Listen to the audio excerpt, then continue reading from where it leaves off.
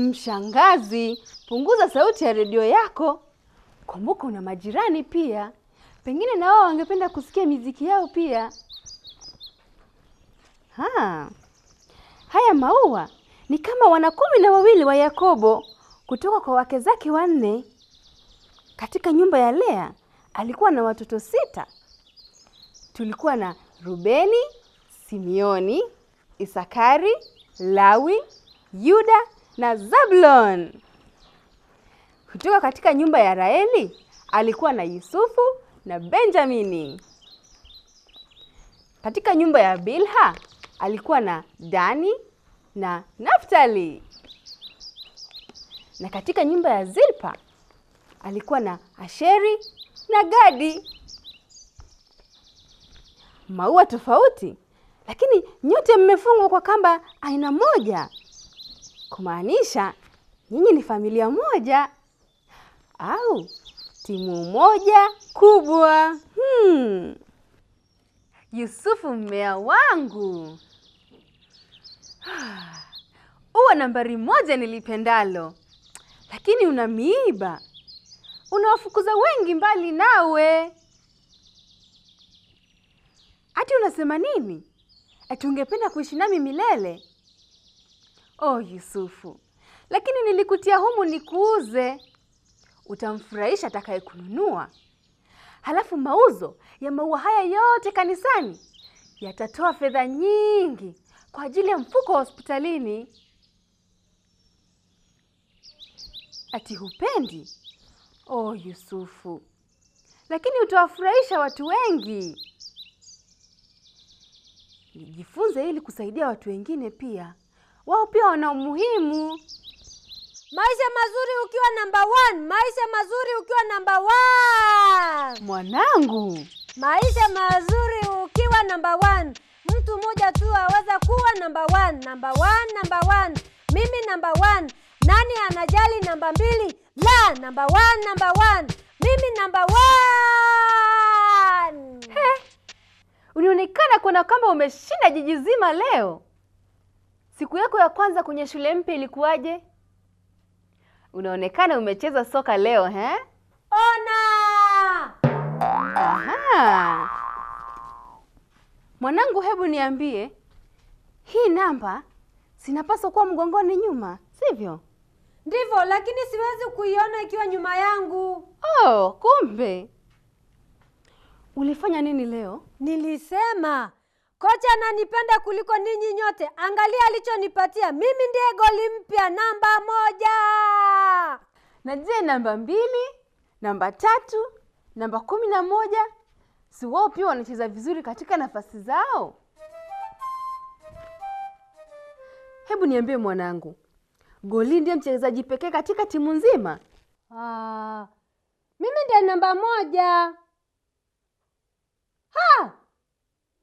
Una farasi? Ungependa kujifundisha kuendesha farasi wangu? Ndiyo. Lazima kuwa mjasiri kabisa. Haya, twende juu. Shangazi. Naam. Hivi ulipaswa kuwashirikisha wenzako habari njema. Uliniambia hivyo, tupeane habari njema. Kweli Nilikuambia habari njema. Mwanangu, hebu sikiza kinachotoka huku ndani ya moyo wako.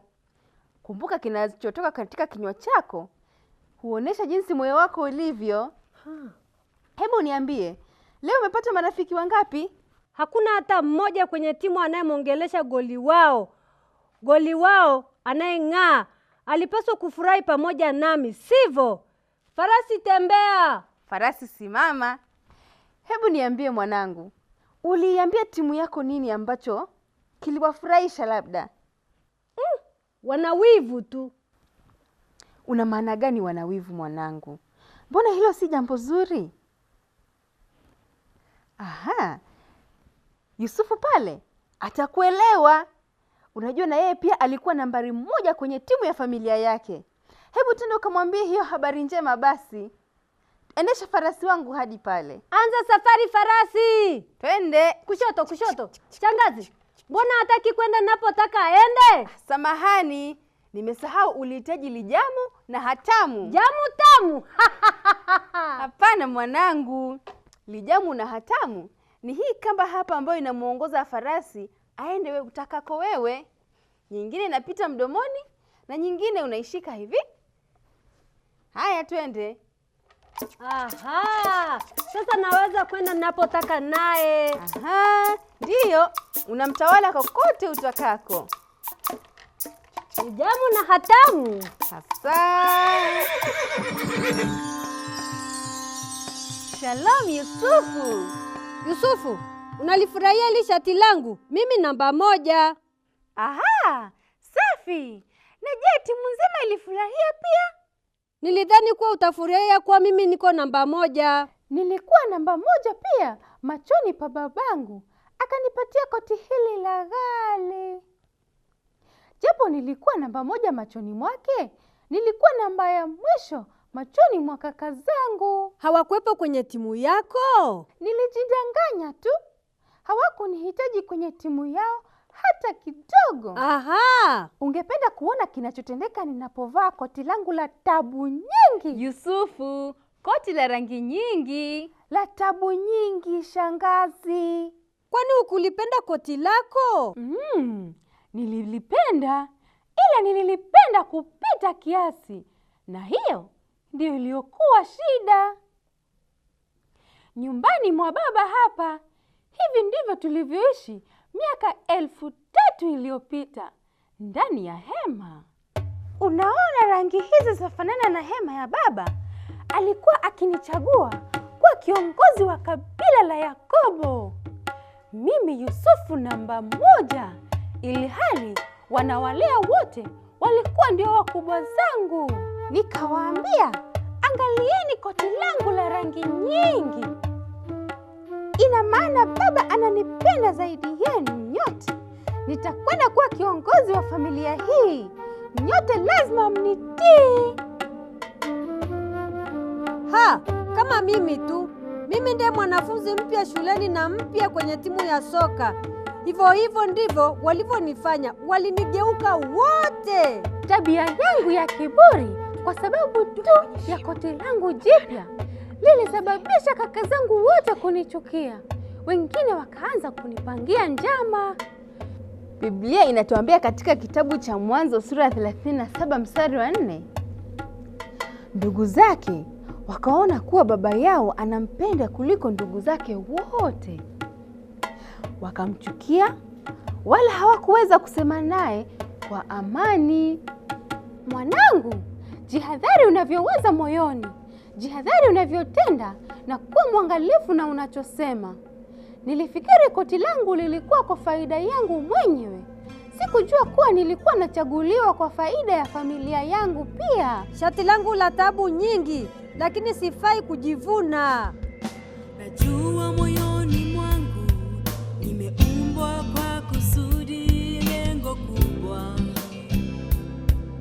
mustakabali mwema, ninapoishi siku baada ya siku.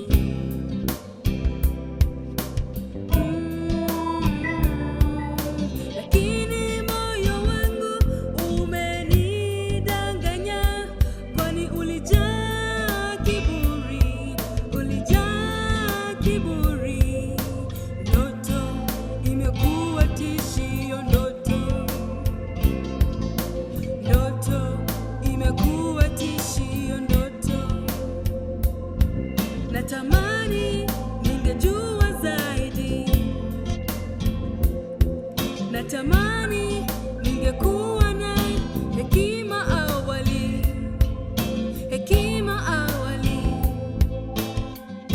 Mwanangu, unaona ua hili? Laweza kufikiria lipo zuri kwa ajili yake lenyewe. Ila nakwenda kuliuza leo ili kusaidia watu wengi hospitalini. Japo laonekana zuri hivi, unajua Biblia inatuambiaje? Lazima kuwafikiria wengine kuliko tunavyojifikiria sisi. Kwa hivyo, lazima kuwa waangalifu na tunavyosema na wengine. Lazima kusema maneno yaliyo sawa. Sio rahisi. Ndiyo, sio rahisi, lakini lazima kufanya hivyo ili kuishi katika ufalme wa Mungu wa haki, amani na furaha. Nilikuwa kama mwenye furaha, lakini timu nzima haikunifurahia, wala sikuwa na amani. Nifanyaje shangazi?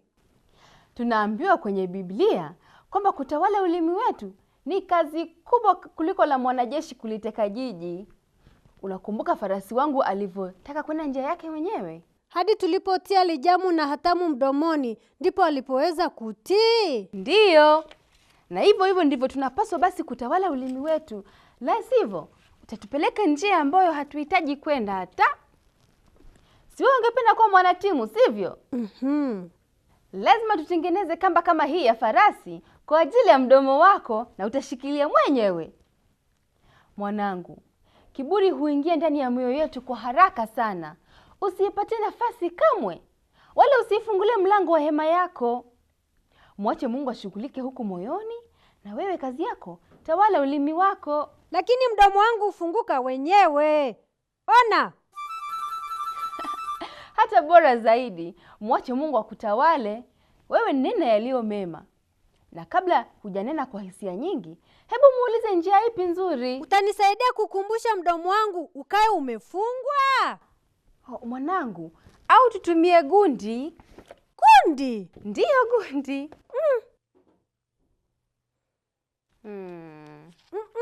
Haipendezi, Ni mbaya. Bado naweza kuzungumza. Unaona sasa? Usipo utawala ulimi wako, hakuna atakaye kusaidia kutawala.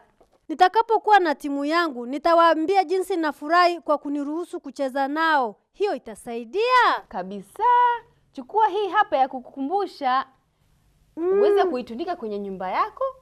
Asante shangazi. Huyu ni farasi mzuri. Karibu. Asante. Sasa kwenda nyumbani Haya, twende. Mwanangu, upo tayari? Haya, jishikilie vizuri. Haya, twende. Twende farasi.